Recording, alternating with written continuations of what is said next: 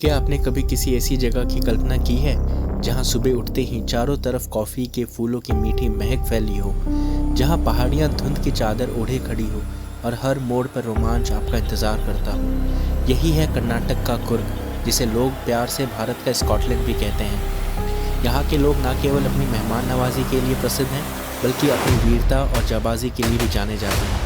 आइए इस अध्याय में हम कुर्ग की सुंदरता, उसकी परंपराओं और वहाँ की अद्भुत कहानियों से परिचित होते हैं। मेरा नाम है अभय बल्लभ और आज हम पढ़ने वाले हैं क्लास 10 फर्स्ट फ्लाइट बुक में से 5th chapter glimpses of India part 2 Coorg, जिसे लिखा है मुकेश अब्रॉल जी। बच्चों, आज हम एक बहुत ही खूबसूरत जगह के बारे में पढ़ने वाले हैं जिसका नाम है कुर्ग। कुर्ग कर्नाटक राज्य में है। ये जगह इतनी सुंदर है कि लगता है जैसे भगवान के राज्य का कोई टुकड़ा धरती पर ही आ गिरा हो। ये मैसूर और मैंगलोर के बीच पड़ती है। यहाँ पहाड़ियाँ हैं, बहादुर लोग हैं, सुंदर महिलाएं हैं और ढेर सारे जंगली जीव रहते हैं यहाँ पे। तो चलो वीडियो शुरू करते हैं। सबसे पहले बात करते हैं यहाँ की प्राकृतिक और मौसम के बारे में। कुर्ग कर्नाटक का सबसे छोटा ज़िला है। यहाँ सदाबहार जंगल हैं, मसाले और कॉफ़ी के बागान हैं। लगभग 30% इलाके घने जंगलों से ढका है। बरसात के समय यहाँ इतनी बारिश होती है कि कई सैलानी आना ही टाल देते हैं, लेकिन सितंबर से मार्च तक का मौसम बहुत सुहाना हो जाता है। ठंडी हवा, कभी कभी हल्की बारिश और हवा में कॉफ़ी की खुशबू। कॉफ़ी के बागान और पुराने अंग्रेज़ी समय के बंगले बड़े पेड़ों की छाँव में छुपे रहते हैं। चलो अब बात करते हैं यहाँ के लोग और यहाँ की संस्कृति के बारे में। कुर्ग के लोग बहुत ही स्वतंत्र और बहादुर होते हैं। कहा जाता है कि इनके पूर्वज या तो ग्रीक सैनिक थे या अरब व्यापारी थे। एक कहानी के अनुसार अलेक्जेंडर की सेना का एक हिस्सा दक्षिण में ही आकर बस गया। उन्होंने स्थानीय लोगों से शादी की और आज भी उनकी संस्कृति, उनके विवाह, धर्म और युद्ध परंपराओं में ये झलकती है।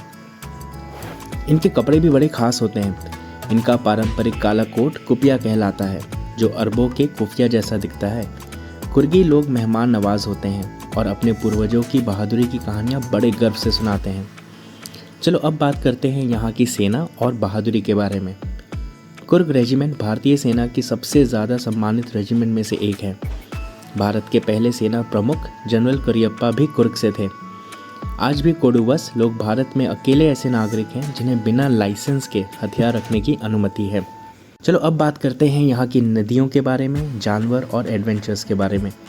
कावेरी नदी कुर्ग की पहाड़ियों और जंगलों से निकलती है। इसमें महाशीर पाई जाती हैं। किंगफिशर पक्षी मछलियों को पकड़ते हैं। गिलहरियाँ और लंगूर फल में पानी गिराकर छींटों का मज़ा लेते हैं। हाथियों को उनके महावत नदी में नहलाते हैं। यहाँ एडवेंचर के शौकीन लोग river rafting, canoeing, rappelling, mountain biking, rock climbing और ट्रेकिंग कर सकते हैं। जंगल की पगडंडियों पर चलना ट्रेकर्स को बहुत पसंद आता है। यहाँ पर पक्षी, मधुमक्खियाँ, तितलियाँ आपका साथ देती हैं।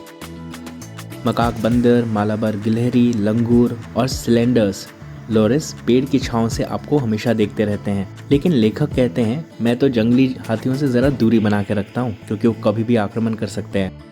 चलो अब बात करते हैं यहाँ के कुछ अट्रैक्टिव प्लेसेस के बारे में। ब्रह्मागिरी पहाड़ियों पर चढ़ने से पूरा धुंधला कुर्ग दिखाई देता है। रस्सी के पुल से पार करके निसर्गधामा नाम के 64 एकड़ के एक द्वीप तक भी पहुंचा जा सकता है। लाल, गेरुए और पीले वस्त्रों में भिक्षुक यहाँ की हरियाली में अलग ही दृश्य देते हैं। तो चलो अब कंक्लूजन पे आते हैं। तो बच्चों, कुर्ग सिर्फ एक जगह नहीं, ये एक प्राकृतिक, बहादुरी, संस्कृति और रोमांच का अद्भुत संगम है। इसलिए इसे इंडियाज स्कॉटलैंड भी कहा जाता है। अगर आप भारत का दिल और आत्मा देखना चाहें तो एक बार कुर्ग जरूर जाएं।